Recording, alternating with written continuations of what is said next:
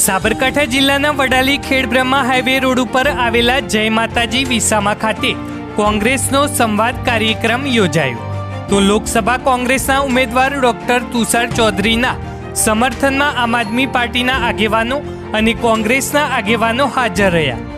પાટીદાર અગ્રણી ધનજી પાટીદાર અને જિલ્લાના કોંગ્રેસ અને આપના આગેવાનોએ કોંગ્રેસની જીત માટે વાત કરી તો સાબરકાંઠા લોકસભાના કોંગ્રેસના ઉમેદવાર એવા ડોક્ટર તુષાર ચૌધરીએ ઉપસ્થિત લોકોને અપીલ કરી કે વડાલી તાલુકાના લોકો કોંગ્રેસ તરફી મતદાન કરે તેવી અપીલ કરાઈ.